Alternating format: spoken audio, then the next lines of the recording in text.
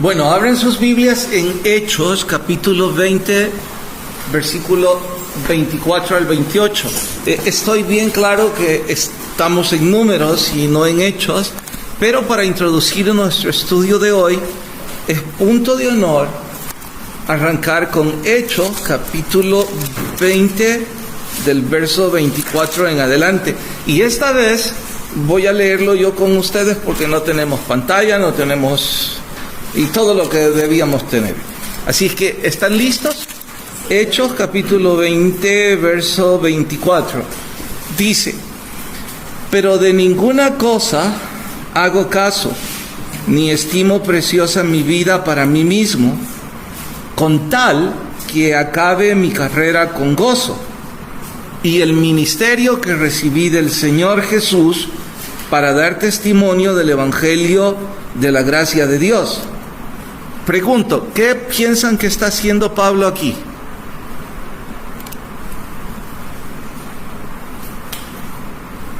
¿Qué creen que está haciendo Pablo aquí? Exacto, se está despidiendo, sin lugar a dudas. Verso 25. Y ahora, he aquí, yo sé que ninguno de todos vosotros entre quienes he pasado predicando el reino de Dios verá más mi rostro. Así es que si no estaban convencidos que se estaba despidiendo, ahora estamos bien convencidos.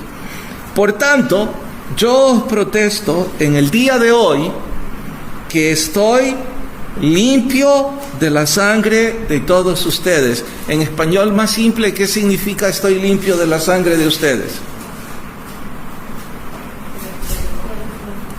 No que predicó, ahí dice estoy limpio de la sangre. Si yo les digo estoy limpio de la sangre de ustedes, ¿qué les estoy diciendo? Que no les debo nada. Exacto, no soy culpable de nada frente a ustedes. Verso 28. ¿Por qué se siente totalmente libre? Porque no he rehuido anunciaros, ¿qué cosa? No dice el consejo de Dios. ¿Qué dice? Dice todo el consejo de Dios. Así es que, en simple español, ¿de qué es de lo que Pablo se siente libre de culpa? ¿O de qué se siente satisfecho? Si se está despidiendo de la iglesia en Macedonia y en Grecia, ¿de qué se siente satisfecho? Bueno, dice de Mileto. ¿De qué se siente satisfecho? ¿Y cuál era su llamado? No, si lo decimos así no está completo. Pedro dijo, estaba satisfecho de que había predicado el Evangelio, pero eso no es suficiente. Muchísimo menos, están respondiendo en honor a lo que ustedes conocen como contexto en cuanto a vuestra experiencia en la lectura, pero no están contestando en honor a lo que acaban de leer. ¿De qué se siente él libre de culpa? ¿O de qué se siente satisfecho? Que sería lo mismo. Dice que dio testimonio. Están inventando. Ahí no dice que dio testimonio. Vamos, no piensen, lean. La respuesta está ahí. ¿Qué? Repetilo. Se siente satisfecho que les predicó todo el consejo de Dios. ¿O estoy inventando al decir todo? Vuélvanlo a leer en el verso 27. Porque no he rehuido anunciaros, díganlo en voz alta, todo el consejo de Dios. ¿Y qué es todo? En este caso, ¿qué sería todo? Toda la palabra. Les pregunto, ¿esto les hace creer que Pablo enseñaba verso por verso? ¿O hay alguna otra forma de enseñar toda la Biblia? Entonces, esto nos empuja a entender que Pablo les dice en simple español, oigan, yo estoy satisfecho porque ahora que no voy a volver a verles, Cuando llegue delante del Señor a dar cuentas, yo voy a poderle decir que Él me envió a enseñarles toda la Biblia. En ese entonces, digo toda la Biblia porque todavía no estaba el Nuevo Testamento. Pero estoy satisfecho, dice, que lo hice y que les enseñé todo. No solo les enseñé algunos textos. Bueno, ¿cuál es mi punto? Enseñar la Biblia verso por verso, libro por libro, es el único método existente para enseñar toda la Escritura. Pero también es el único método existente para leer toda la Biblia. ¿De qué estoy hablando ahora?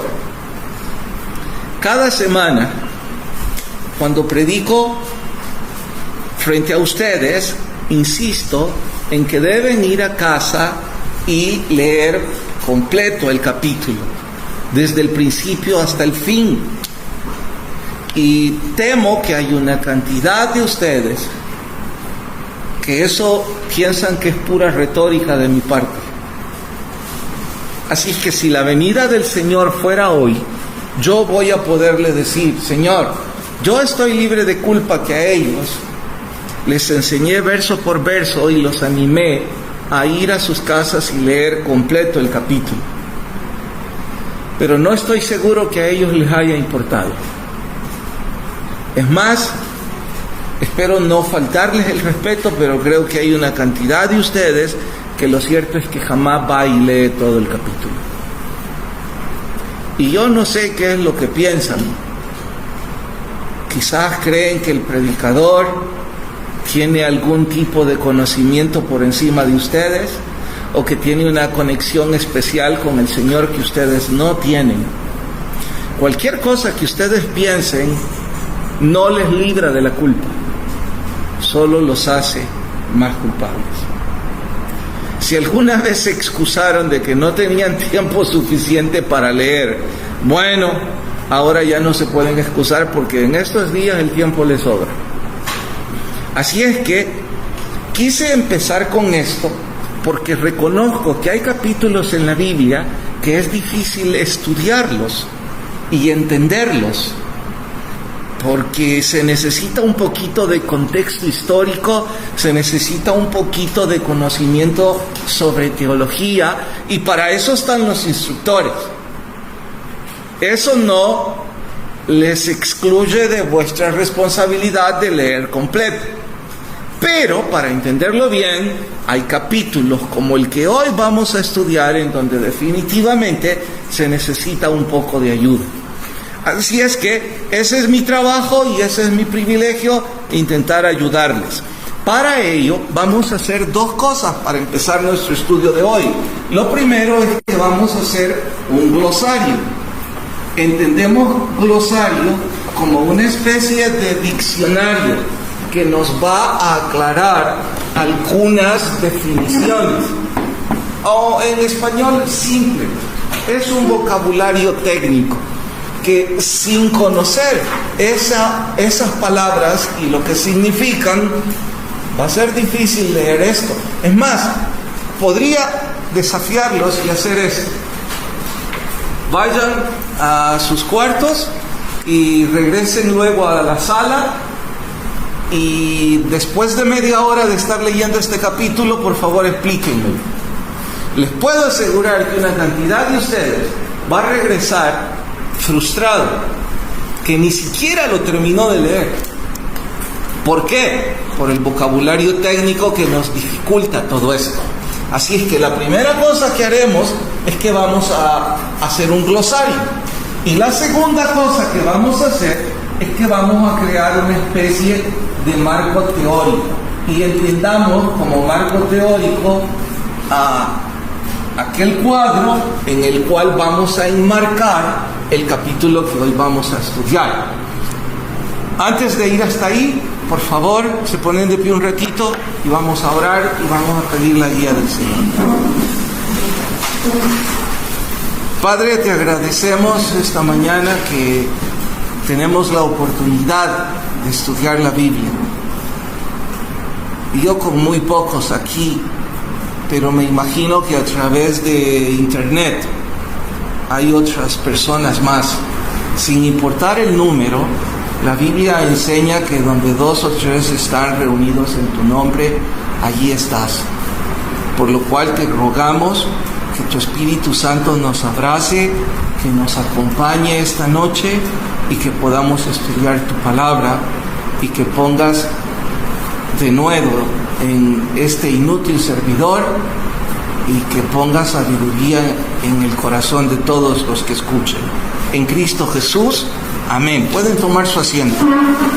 Bueno, glosario. Empecemos aclarando conceptos. Número 1, vamos a llamar a esto ovis o obies aries. No es español desde luego, y si lo es, no es un término que yo manejo. Pero en simple español, esto se traduce oveja. Pero lo cierto es que esta es la familia de las ovejas.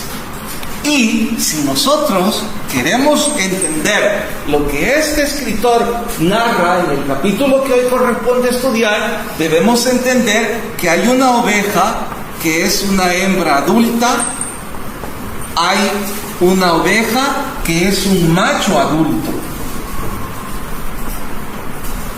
Oiga, son la misma cosa. Sí, esperen un momento, pareciera la misma cosa. Bueno, el asunto es que en la Biblia el macho adulto ocupa un nombre diferente de la hembra adulta. La hembra adulta, en efecto, le llama oveja, pero el macho adulto le llama, y lo tengo que revisar en mis apuntes porque cada vez lo olvido, le llama carnero o borrego. No voy a poner borrego porque no está en la Biblia, pero ese es el término que aparece en los diccionarios. Carnero sí está en la Biblia. Así es que, bueno, mire, pero son ovejas. Sí, pero entiendan, el macho de la oveja se llama carnero y la hembra adulta de la oveja se llama oveja.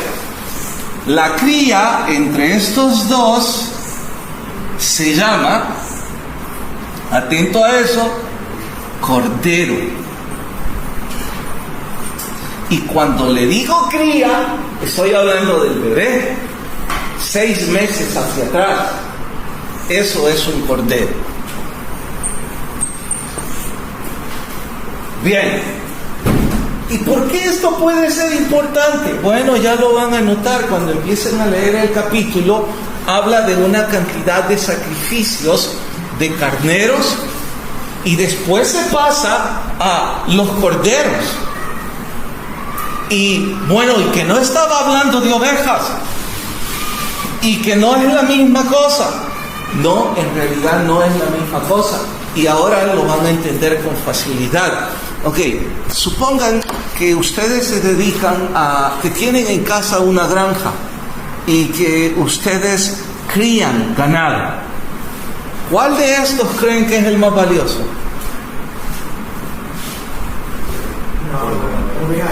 ¿La oveja hembra? ¿El cordero? ¿Alguien quiere opinar más? El macho adulto. Bueno, que voy a intuir por qué están sugiriendo. Creo que el que dijo la oveja es porque ella es la que tiene las crías, ¿verdad? Creo que el que dijo el macho es porque sin el macho no pueden tener crías. Pero ¿por qué dijiste vos ¿Por qué la cría de estos dos? En teoría la carne del cordero es más rica. Bueno, no es en teoría. Y no sé de dónde sacaste la información, porque en nuestro país no comemos cordero. Pero los libros enseñan que la carne de los corderos es un banquete de reyes. Esto es lo más rico.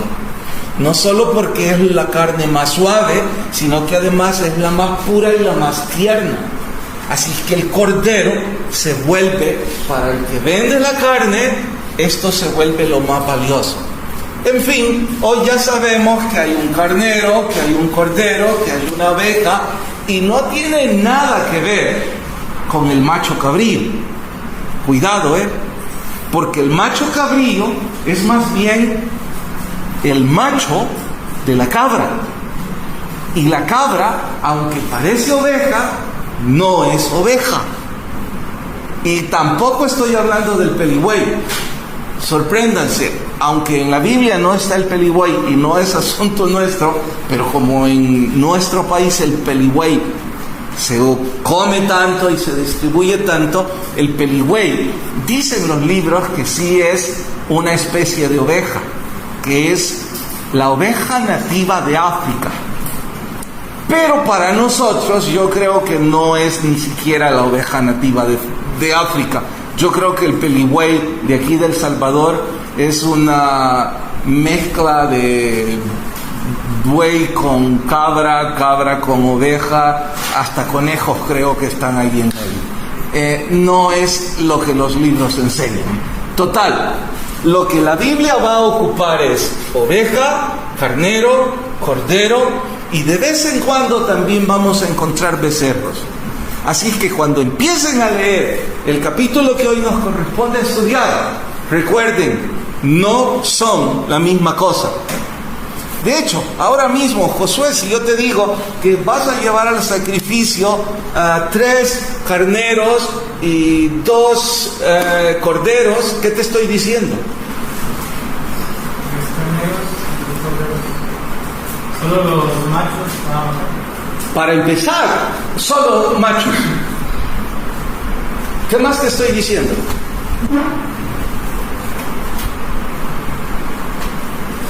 Si fuera dinero el asunto, estaría vendiendo el producto final de la oveja. te estaría pidiendo la carne más cara. Y como se trata de ofrendas y de sacrificios, si te estoy pidiendo corderos, wow, te estoy pidiendo lo más caro. ¿Ya están entendiendo algo de esto? Si lo aplican al Nuevo Testamento, ¿qué es lo que estás entendiendo, Estefan? De que hay una gran diferencia entre el cordero. Además de que hay una gran diferencia aplicada al Nuevo Testamento, De quién es el cordero y ¿quién es el cordero? el cordero es Jesucristo. Entonces nuestro Señor Jesucristo no era ni una oveja ni un carnero. Nuestro Señor Jesucristo aparece como el cordero sin mancha. Así que si vemos un rebaño, ¿quién era el cordero sin mancha? El mejor. Ese es nuestro Señor. Pero bueno, no estamos todavía ahí. Solo estamos estableciendo el glosario del cual les hablé para entender bien este capítulo. Bueno, ya tenemos el primero, aunque ahí habían varias palabras. Vamos a esta. Vianda. Vianda simple y sencillamente es un plato de comida. Lamentablemente el término cayó en desuso en nuestro español, pero yo podría decirles ahora, por favor tráiganme una vianda de lentejas. Si se trata de nuestro español, ¿cómo sería? Tráiganme un plato de frijoles, tan simple como eso. Así que cuando encuentren vianda, ya saben que se trata de un plato de comida. Tercero, así, con H. Y de una vez voy a ir a Efa. Y Efa. Es un sistema de medida para líquidos. Lo ocupaban para medir la cantidad de aceite, la cantidad de vino o la cantidad de agua. Y la historia reza que un hin era aproximadamente 3.6 litros. Yo creo que esto no es importante que lo recuerden, pero para los más curiosos, un hin es 3.6 litros. Lo importante para nosotros es que es un sistema de medida para líquidos.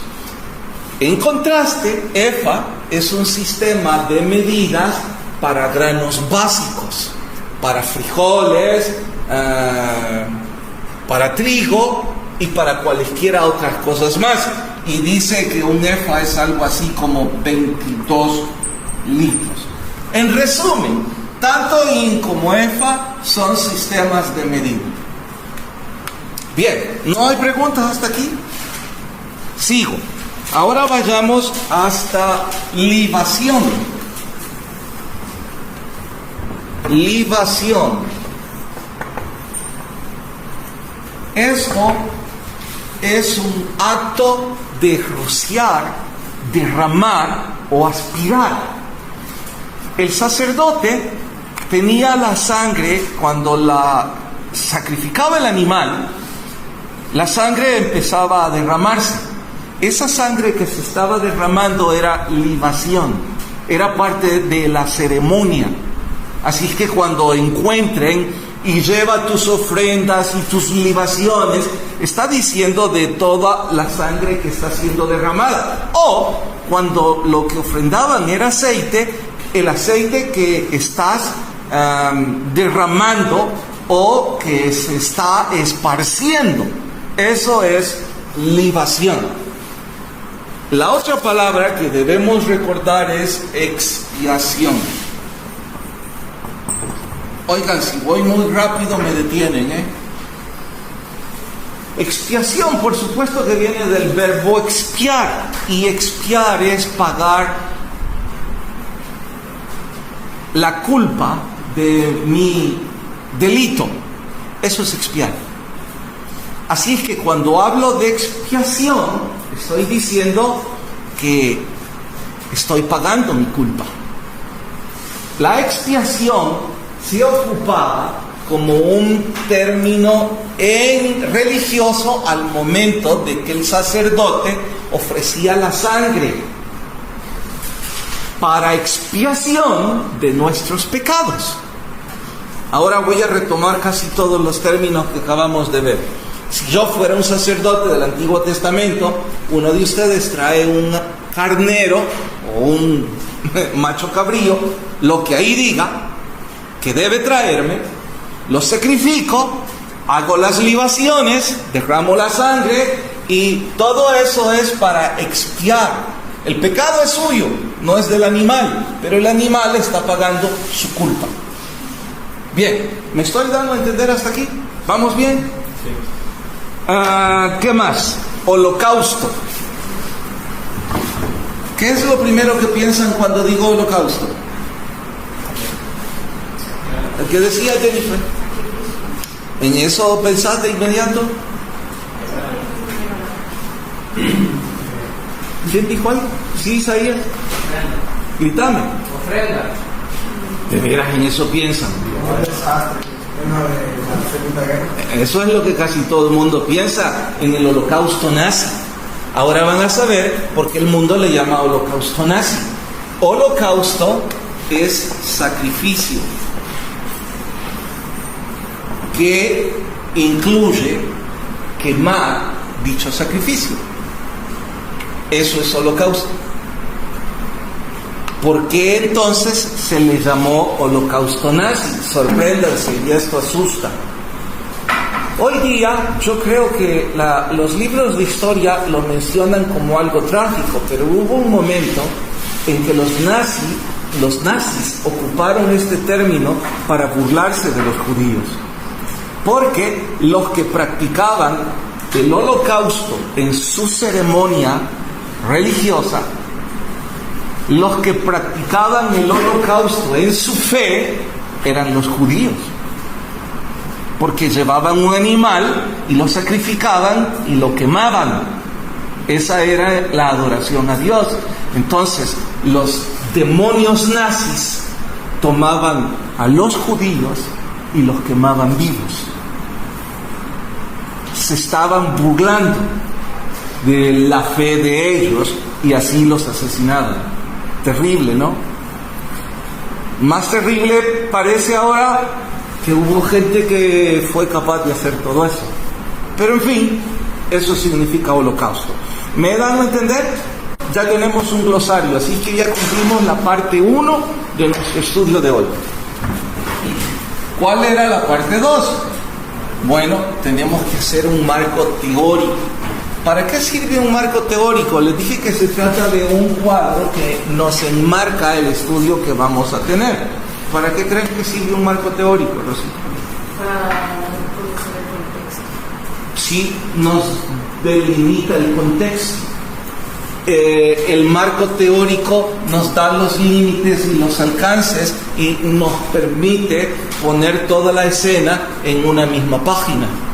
Así es que no por antojo mío, sino por diseño bíblico, sabemos ya que el marco teórico del libro de los Números es lo que los libros de administración hoy día llaman proceso administrativo. Y pensarán, ay, va de nuevo con esto. Se van a sorprender con lo que voy a hacer ahorita. Bueno, no voy a hacer yo, ustedes lo van a descubrir. Empecemos por esto. Díganme y abran sus Biblias en Números capítulo 1. Números capítulo 1. ¿Ya? ¿De qué trata Números capítulo 1? ¿De qué? Hombres aptos para la guerra. No habla de eso. Es un censo.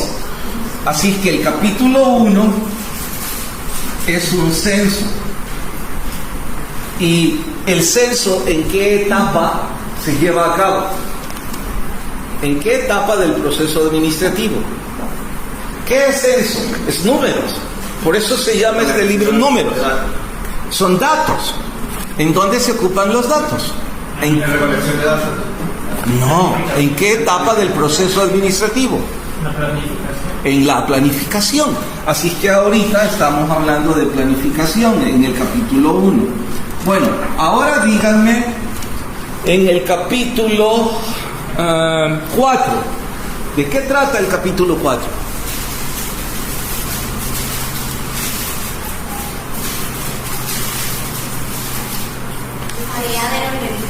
Las tareas de los levitas.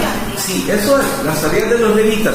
Y si quisiéramos ponerle a las tareas de los levitas un título así, más administración moderna, ¿cómo le llamaríamos?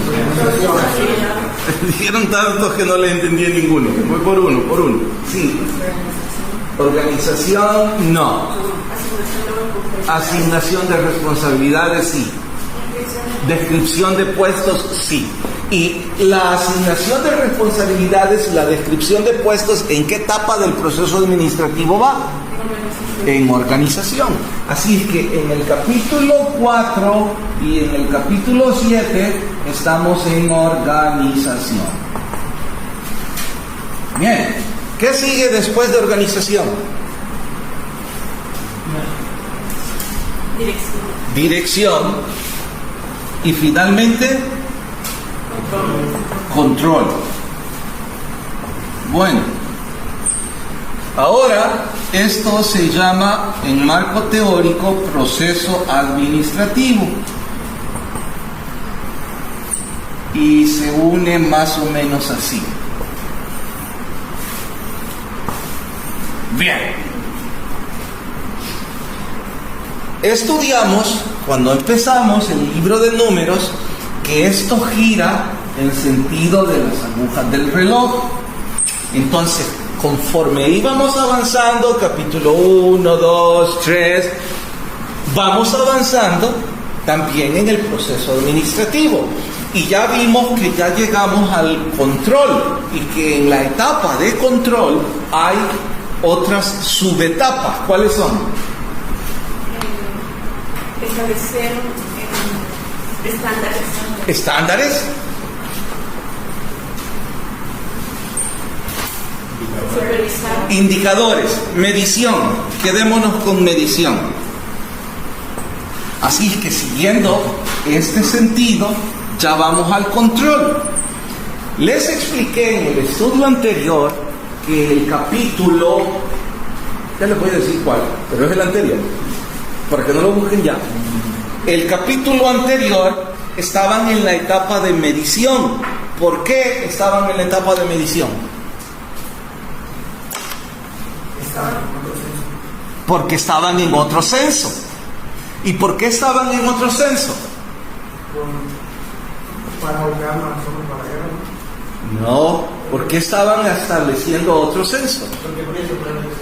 Porque, bueno, pero sí, porque empieza, pero hay una razón más de que por qué empieza otra vez. Porque ya se murieron los 600,000 del primer censo. Entonces, en la etapa de medición, resulta que en el control eso ya no funciona. Hay que empezar de nuevo. Entonces hay que empezar de nuevo. ¿Y con qué van a empezar? Obviamente van a empezar con un censo. ¿Sí? ¿Estoy claro? ¿Todos van bien aquí? ¿Qué sigue después si seguimos el proceso administrativo? Otra vez organizar. Sorpréndanse. El capítulo de hoy es organizar. Una vez más. ¿Por qué?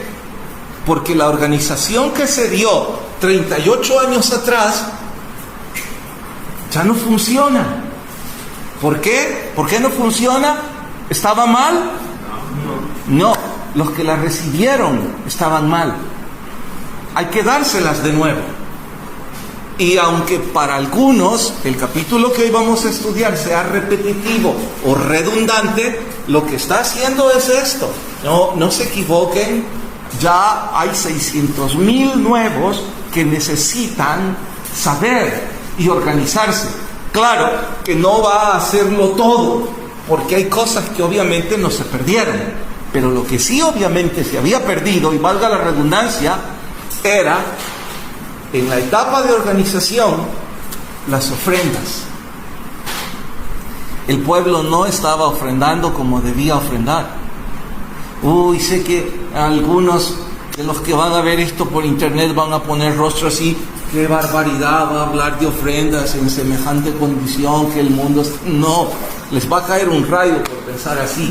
No estoy ni remotamente pensando en eso. Ya ustedes van a descubrirlo. Lo que está pensando ahora el escritor es que estos nuevos 600,000 necesitan saber qué es lo que van a llevar al servicio religioso, qué es lo que van a ofrendar y cómo lo van a hacer, porque si no van a repetir los errores de sus padres. ¿Y cuál fue el error de sus padres? Bueno, eso es parte de lo que ahora vamos a encontrar. Así que, como ya establecí un glosario y ya establecí un marco teórico, descubrirán que ahora sí podemos encontrar sentido a la lectura. Vayan a Números, capítulo 28. Números, capítulo 28. Bueno, pero antes, ¿hasta aquí no hay ninguna pregunta? ¿Todo vamos bien? Números, capítulo 28.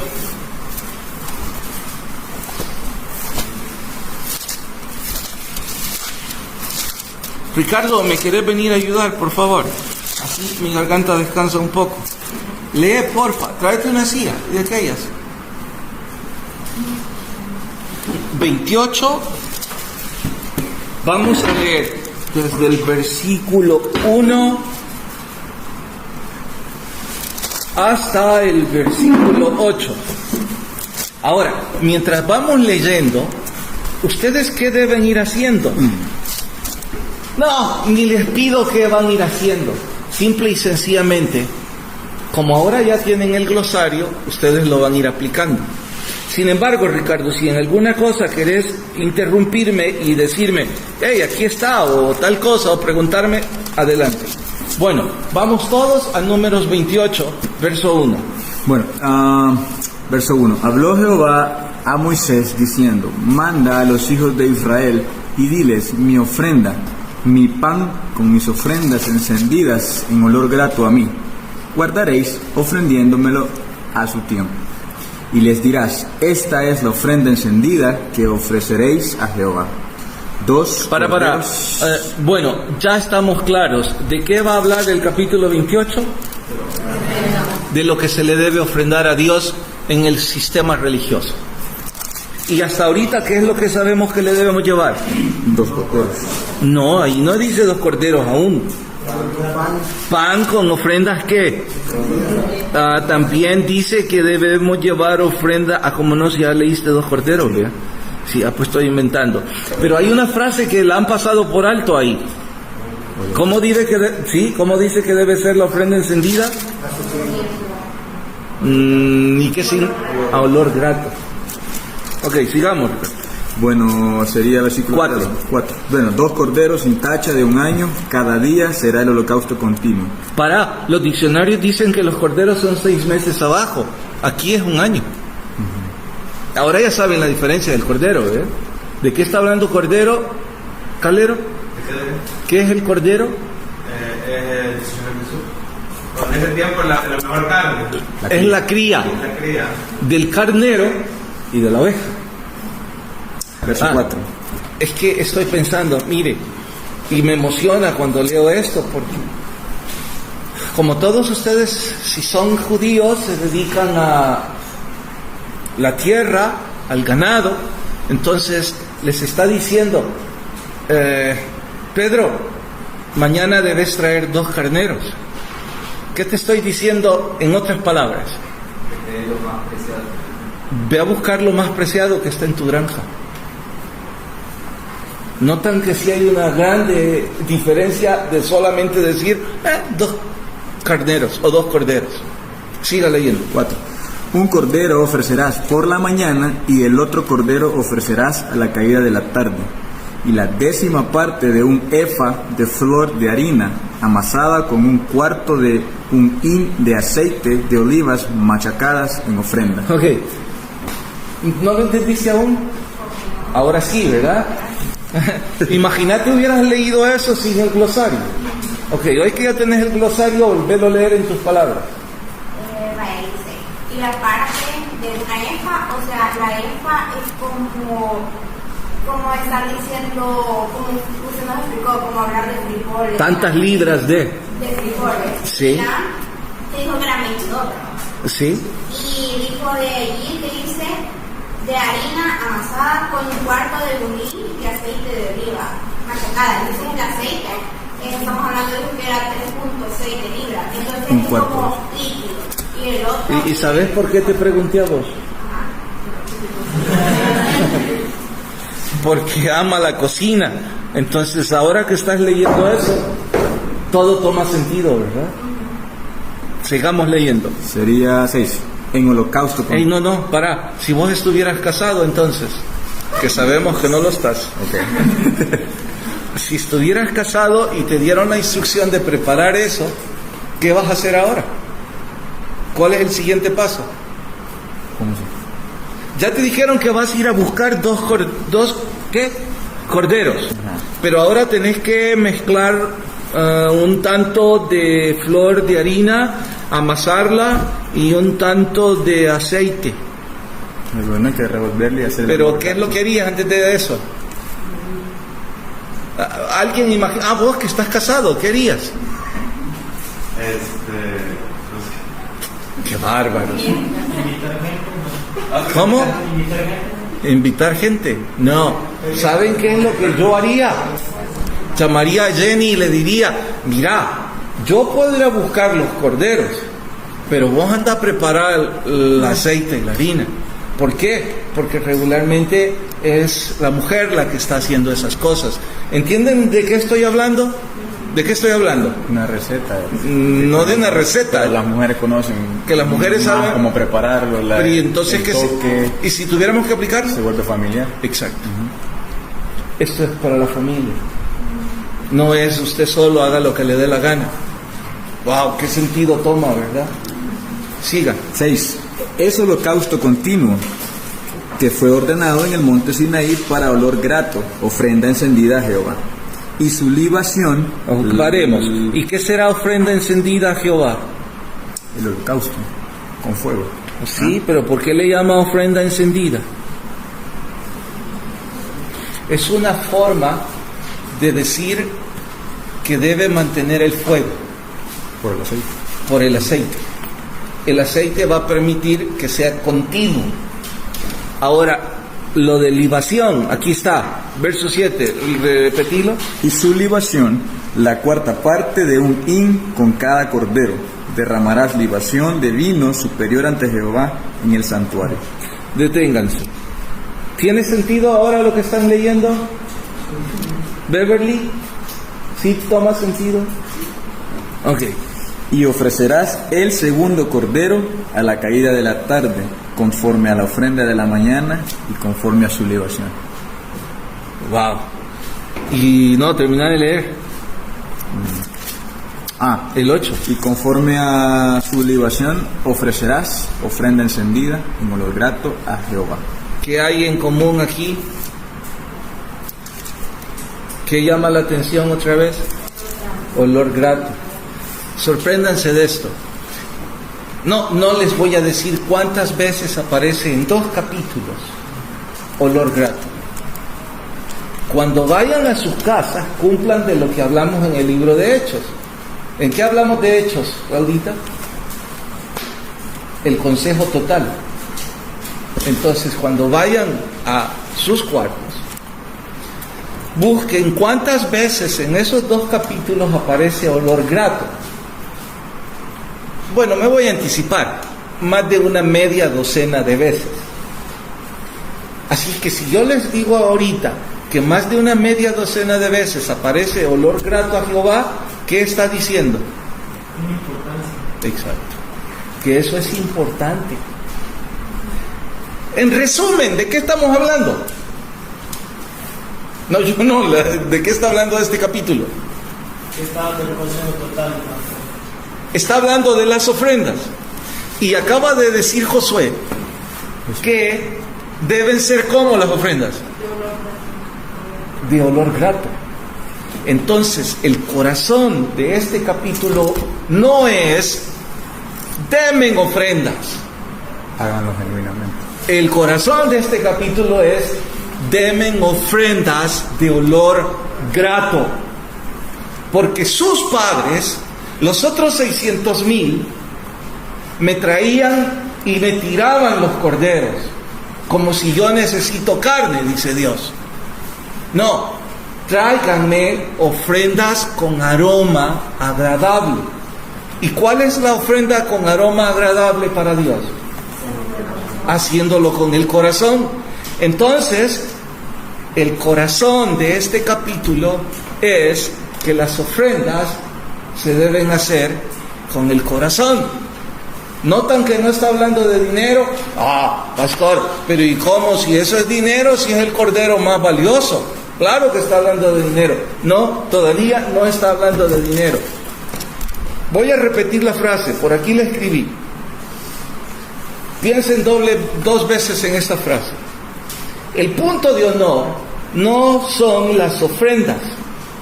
El punto de honor es la adoración. Porque cuando nosotros damos una ofrenda de olor grato, estamos adorando al Señor. Así es que el punto de honor no es la ofrenda, sino el corazón con el que se da la ofrenda. Cambiamos tanta palabra, tanto glosario, y digamos, pongámosle un tema a este capítulo. ¿Cuál sería? En una sola palabra.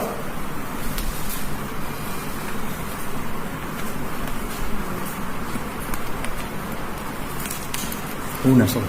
En una sola palabra. ¿Se acerca agradecimiento? La palabra es adoración. Dios está diciendo, adórenme con su corazón. Y si vamos al Nuevo Testamento, el asunto es que Dios está buscando adoradores en espíritu y en verdad.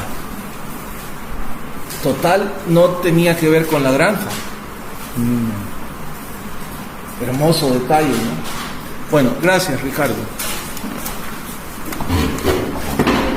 Si ahora ya sabemos que el asunto tiene que ver con la adoración y ya sabemos que olor grato es la palabra que debemos mantener y ya sabemos que en casa vamos a buscar cuántas veces aparece la palabra, entonces ahora, ¿qué voy a hacer yo?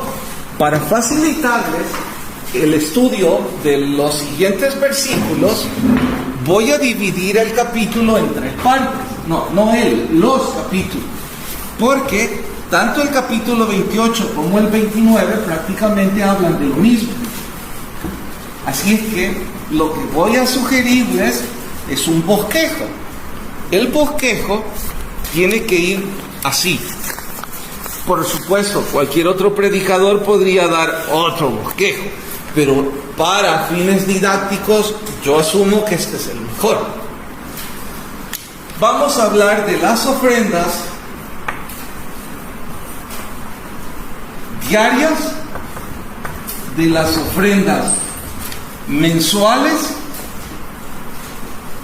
y de las ofrendas anuales.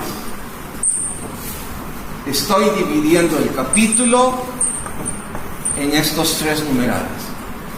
Cuando ustedes se sumergen en estudiar esto, descubren que si existe esta división, todo lo demás toma sentido. Si ustedes no hacen esta división, les voy a poner un desafío. Ya leímos el 28.2, ahora váyanse para 29.1. 29.1 dice: en el 7º mes, el 1 del mes, tendréis santa convocación. Ninguna obra de siervos haréis. Tocaréis las trompetas, ofreceréis holocausto, un becerro de la vacada, un carnero, 7 corderos de un año sin defecto. Y dice un poco más: oiga, pero no, ya hicimos un sacrificio antes y ahora sale con otro. Sí, sale con otro, pero no es el mismo. Y entonces, ¿de qué se trata? Se trata de distintas ofrendas que las vamos a segmentar en ofrendas diarias, ofrendas mensuales y ofrendas anuales. Cuando ustedes las estudien así y las vayan poniendo y subrayando, entonces todo el capítulo va a tomar sentido. Claro está que les puedo ir dando los versículos, pero eso es algo que ustedes tienen que hacer en sus cuartos, en su devocional personal. En lo que respecta a mí, voy a ayudarles en algunos pequeños detalles, como por ejemplo, hablemos de una ofrenda diaria, que ya la van a leer. Una ofrenda diaria es la que se hacía en los días de reposo. ¿Cuál era el día de reposo en el Antiguo Testamento? Sábado. No importa.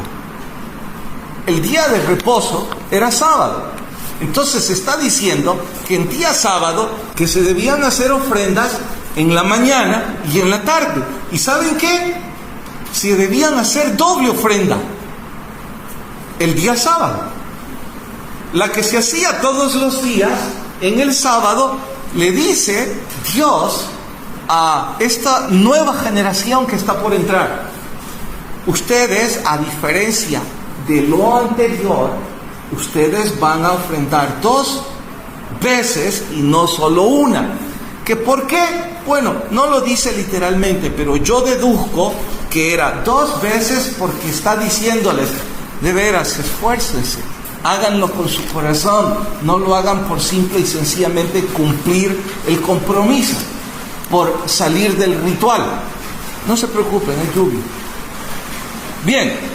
Y en Semana Santa siempre da una lluvia así para que salgan las chicharras. Esta es para que ellas despierten. Bueno, seguimos.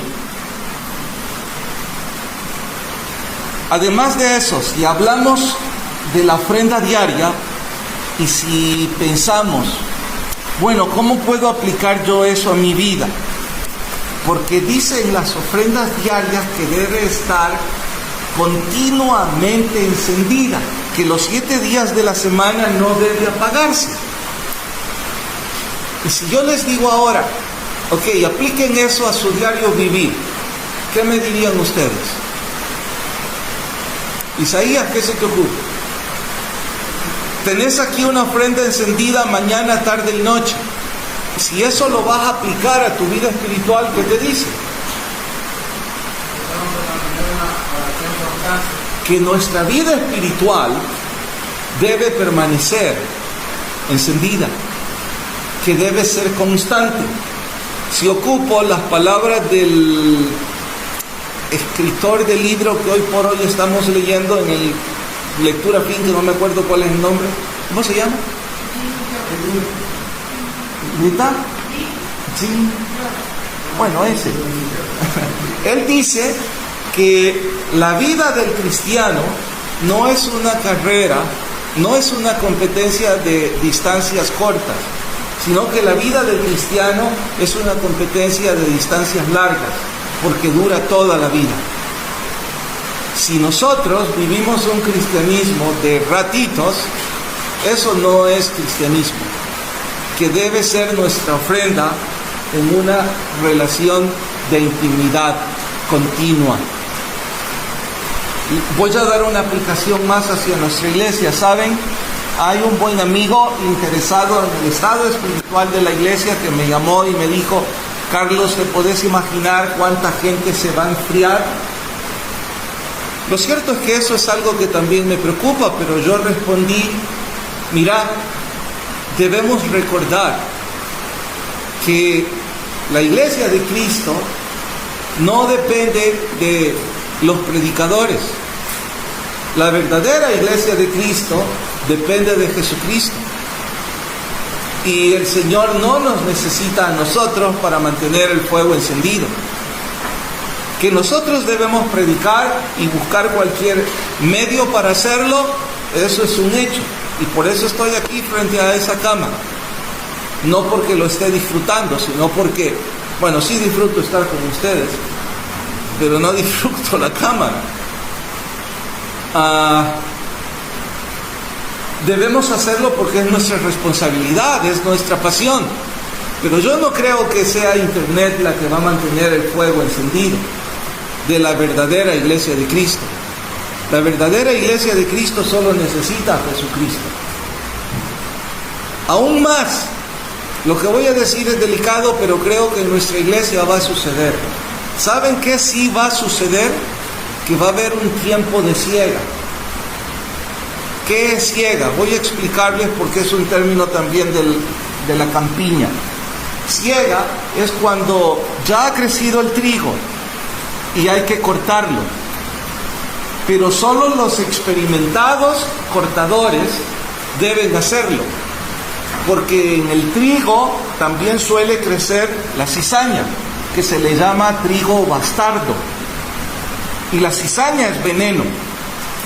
Entonces, en la parábola del trigo y la cizaña, el Señor dice: no, ustedes no van a cortar el trigo, déjenlo que crezca. Ya vendrá la época de la siega.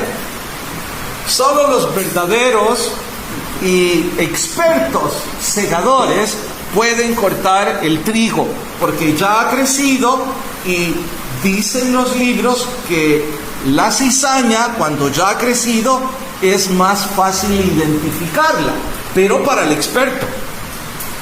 Así es que el experto, el trigo lo pone para la cosecha y la cizaña la pone al fuego. ¿Me estoy dando a entender? Bueno, esa es una época de limpieza. Yo creo que la iglesia de Cristo en el mundo va a experimentar, y yo no puedo hablar de otras iglesias, pero la que nosotros estamos ahí. Y cuando esto pase, esperando que pase pronto, todos aquellos que llegaban por razones que no aman a Jesús van a enfriarse porque ellos no estaban buscando a Jesús. Oiga, va a ser empezar de nuevo. Bueno, nuestro trabajo de sembrar la semilla siempre debe ser el mismo y con la misma pasión. Tal vez es un tiempo para ellos darse cuenta de cuánto engaño había en sus vidas. Creo que incluso algunos líderes deportivos van a descubrir su autoengaño. Creo que líderes de cualquier ministerio o predicadores van a descubrir su autoengaño. Porque su ofrenda encendida dependía de un sistema religioso, no de la presencia del Espíritu Santo en sus vidas. De ahí la diferencia. ¿Me he dado a entender? Bueno, la segunda, pero ustedes la van a buscar, las fiestas mensuales. Vayan al 28:11, veamos una apenas. 28:11.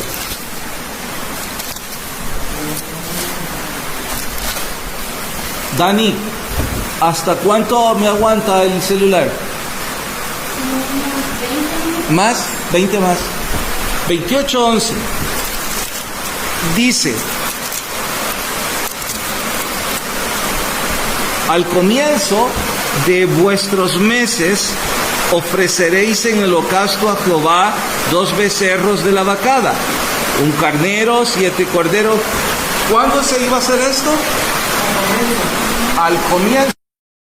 Bueno, regresemos a las ofrendas mensuales y a las ofrendas diarias, pero en forma retroactiva. Las ofrendas diarias, ¿qué aplicación espiritual le podemos dar? ¿No les parece demasiado específico las ofrendas? Imagínense, tantos corderos, tantos carneros, tanto de amasado con flor de harina, en tanto de aceite. ¿Por qué tan específico? ¿No habría sido un poco más sencillo? Oigan, ofréndenme unos cuantos animales o un animal, pero tanto detalle. ¿Y qué será? Sí. Quizás como era por familia, las familias podían hacerlo juntos y lo podían hacer con. Bueno, esa es una fantástica aplicación, lo de la familia, pero ya lo habíamos abordado. Pero ¿qué más sería? Lo de lo específico. Pasión y dedicación sí es un punto importante y lo podemos aplicar, pero hay algo más. Se puede aplicar sacrificio completo. Bueno, además de lo que han dicho, Dios no quiere que le ofrendemos lo que nos da la gana, creyendo que con eso lo vamos a agradar, porque nuestro patrón de vida es agradarlo de esa forma. Dios dice con qué lo vamos a agradar y punto. Los dioses paganos sí eran adorados con lo que a cada quien se le ocurría. Si sacrificios humanos, si borracheras o lo que fuera. Pero Dios dice qué es lo que Él espera de nosotros. Y en el Nuevo Testamento también lo dice, qué es lo que espera de nosotros. Pero si quiero ocupar frases del Antiguo Testamento o versos del Antiguo Testamento, ahí dice: ¿quién te ha pedido, Israel? Eso. Si lo que espero, dice Dios, es obediencia, un corazón contrito, un corazón humilde. Y si aplicamos todo esto a nuestros días, a nuestro diario vivir, porque estamos hablando de ofrendas diarias, estamos diciendo que todos aquellos que inventamos nuestro propio sistema de ofrendas, no creo, y no estoy para hablar en nombre del Señor, nada. Tal vez, y espero que el Señor no nos los tome como blasfemia, pero cada vez que se nos ocurre que nosotros podemos crear nuestro propio sistema de ofrendas, nos estamos acercando a la blasfemia. ¿De qué hablo? ¿Acaso nos ha pedido Dios dinero como ofrenda? ¿Es el dinero una ofrenda de olor grato? Sí, siempre y cuando vaya con el corazón correcto. Pero no como un pago o como un soborno. Dios, te voy a dar esto y me sacas de aquello. Eso es una blasfemia. O voy a hacer un pacto. Dios atiende mis cosas, yo atiendo las tuyas. O como aquellos que intentamos crear nuestros propios estándares de adoración. Cada vez se parece más al mundo que a la iglesia de Cristo, pero creen que con eso se adora. Como hoy no tengo gente que me vaya a apedrear, espero, voy a decirlo puntualmente, con ejemplos, por si queda muy al aire. hay un estilo de música que yo me pregunto, ¿en realidad creen que con eso honran a Dios?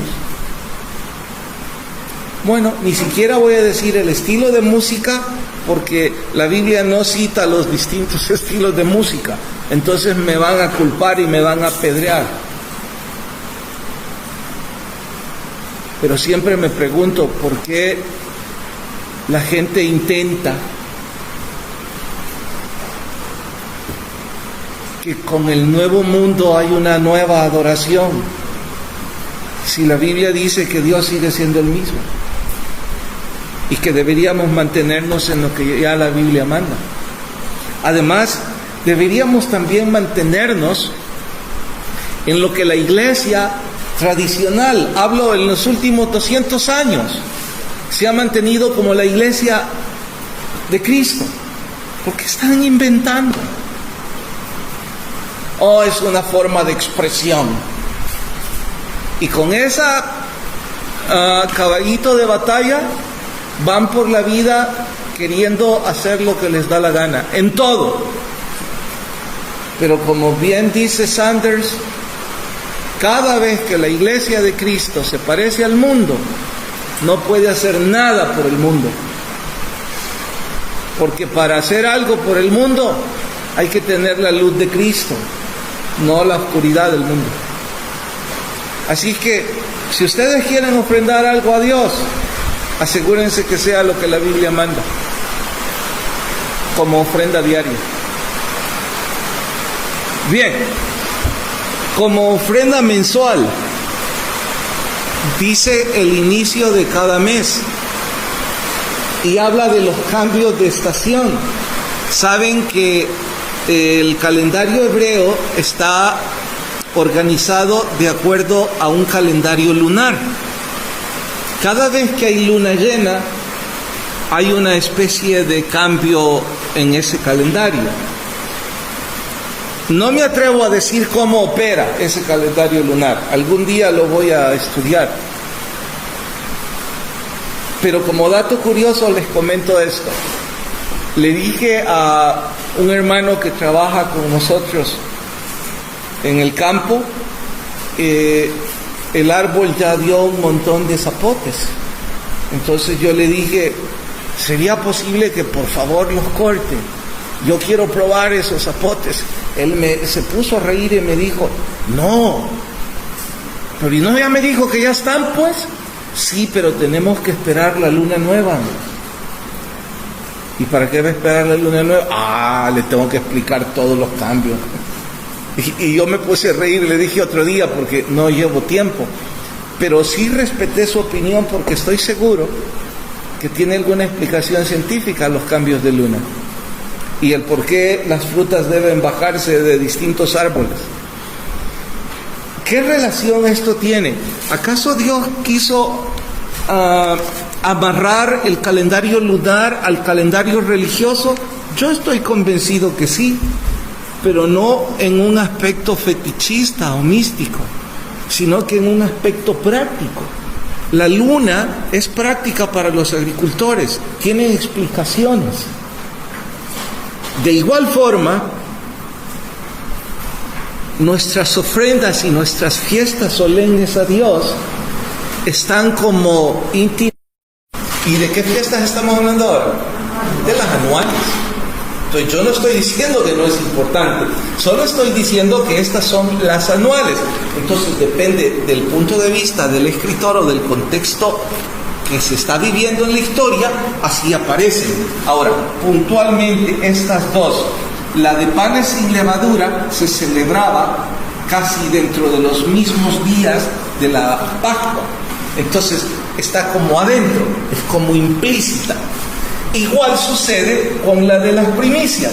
Esa está incluida, si mal no recuerdo, en la de las trompetas. me puedo equivocar, no era mi asunto profundizar en eso ahora, sino decir que estaba implícita en las otras. Ahora, ¿por qué sí se mencionan abiertamente las otras? ¿Acaso no eran importantes estas? Por supuesto que son muy importantes. Si hablamos de la fiesta de las primicias y vamos hacia el Nuevo Testamento y lo tenemos que aplicar, ¿alguien sabe con qué se aplica la fiesta de las primicias en el Nuevo Testamento? La resurrección de nuestro Señor. ¿Cómo no va a ser importante? Bueno, en el contexto histórico de ellos, ¿quién escribió esto, Ricardo? ¿Podía imaginar al respecto?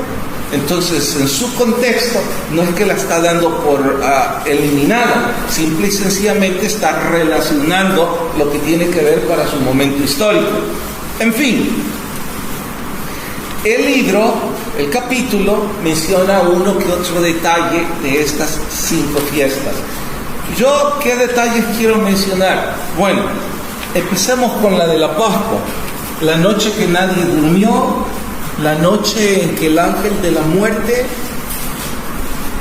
sació su sed con la sangre de los egipcios. Esa es la Pascua, que el mundo cristiano evangélico lo celebra en Semana Santa. Por cierto, imaginen si el mundo no ha cambiado. Por primera vez en los últimos 2000 años, el pueblo cristiano, llámese católico, llámese evangélico, y el pueblo de religión judía, es decir, el judaísmo. Y quiero ver qué otra religión. Las 3 religiones monoteístas y más grandes en el mundo, judaísmo y cristianismo. Entonces me quedo ahí. 2 de esas religiones por primera vez en 2000 años no van a poder celebrar la Pascua. Si eso no pone piel de gallina en quienes están lejos del Señor Jesús, no sé qué. La venida del Señor está a las puertas. Sucedió de todo en 2000 años, pero nunca dejó de celebrarse. Yo todavía tengo la esperanza de que Señor, qué bueno sería que una de estas mañanas despierto y las noticias dicen, ¡pum!, se abrieron las puertas del mundo, ya no hay nada que temer, y yo pongo a girar a todo el equipo en honor a la fiesta de Semana Santa y resurrección. Pero difícilmente eso va a pasar. ¿No le preocupa esto? Y saben, los que nunca oyeron de esto, en fin de cuentas nunca han oído. ¿Y por qué se le va a poner la piel de gallina? Si en su vida se han levantado temprano para ir a la resurrección. Pero aquellos que sí oyeron, aquellos que sí se dicen cristianos y han estado dormidos las últimas fiestas de resurrección, ¡wow!, deberían estar temblando. Quizás todavía hay tiempo, ¿no?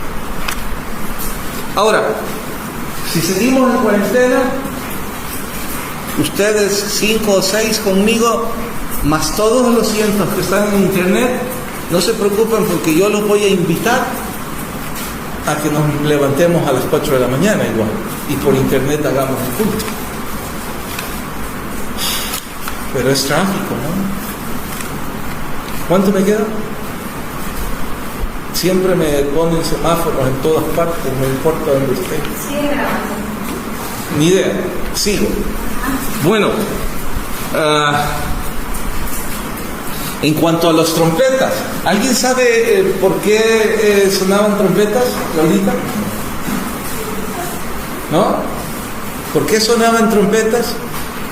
Pero estábamos en números, yo les expliqué en números. Jonathan, ¿te acordás? No. Era por alarma. Una de las razones por las que las trompetas sonaban era por alarma, vienen enemigos. Otra de las razones por las que las trompetas sonaban era porque llegó el tiempo de mover el campamento. Y en ese entonces les dije que si se aplica al Nuevo Testamento, ¿cuándo sonarán las trompetas? Cuando el ángel la toque por última vez y sea la señal para que la iglesia de Cristo se encuentre con el Cordero Señor. Hermoso, está a las puertas. Luego, Pentecostés. Pentecostés es una palabra de origen hebreo, penta, que significa 50 días. Entonces 50 días después de la Pascua, después de la primicia, porque la primicia es domingo después de la Pascua, entonces celebraban el día de Pentecostés, y tenía que ver también con la cosecha y otras cosas más. Pero yo solo quise relacionarla porque ya me encendieron los semáforos. Creo que nunca nadie preguntó esto, ahora se me antoja a mí preguntarlo. ¿Cuál es la fecha del cumpleaños de nuestro Señor Jesucristo? Al menos lo que se cree. Diciembre. Ok, ¿cuál es vuestra fecha de cumpleaños? A ver, Génesis. Julio 10. Rosita. 12 de diciembre. ¿Por qué lo saben tan rápido? En todo lo demás han vacilado en responder, pero la fecha de cumpleaños de inmediato. Ay, ¿cómo no lo vamos a saber? Es el día que nacimos. ¿Cuál es la fecha de cumpleaños más importante después de la nuestra? De mi esposa, de mis hijos, de mis padres. ¿Alguna vez pensaron en la fiesta de cumpleaños de la Iglesia de Cristo? Y les pregunto ahora, ¿cuál es la fecha del cumpleaños de la Iglesia de Cristo? Pentecostés. La Iglesia de Cristo nació en Pentecostés. ¿De qué está hablando? Jesús les dijo después de que resucitó en la fiesta de las primicias: espérenme, tengo algo que hacer con ustedes. Y 50 días después sucedió que el Espíritu Santo fue derramado sobre toda carne, estaban en ese aposento alto, y ese día se predicó el primer sermón de la Iglesia de Cristo. Y ese día también fue el primer alcance evangelístico, porque varios miles recibieron a Cristo. Hermoso, ¿no? Si hubieran leído este libro sin el glosario, este capítulo sin el glosario, sin el contexto, sin el marco teórico, difícilmente lo disfrutaban. Ahora, con todo esto, no puede uno menos que decir: gracias, Señor, por todo lo que has dejado ahí. El problema es que no la escudriñamos. La de los tabernáculos, hablando de que tenían que salir por 7 días, creo, y dormir en tiendas de campaña, recordándose que alguna vez fueron nómadas y que ahora habían heredado la tierra prometida. En cuanto a nosotros, ¿cómo se aplicaría eso? A ver, Erika, ¿cómo aplicarías vivir en tiendas de campaña? ¿Boga?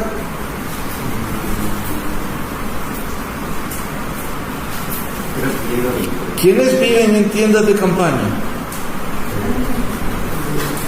¿Perdóname? Los peregrinos. ¿Quiénes son los peregrinos? Los nómadas, los que no tienen casa, los que van para arriba y para abajo. ¿Y qué tiene que ver eso con nosotros? Que nosotros solo estamos de paso en este mundo, y que nuestra meta es la Jerusalén, la nueva Jerusalén. Finalmente, el día de la expiación, el día que se sacrificaba otro animal, que en otra oportunidad les voy a contar eso, para expiar la culpa, expiar el pecado del pueblo. Bueno, nuestro Señor Jesús ya cumplió esa expiación por todos nosotros, y Él nos dio salvación y vida eterna. Él murió por nosotros. ¿Qué es lo que nosotros deberíamos hacer entonces con todo este conocimiento?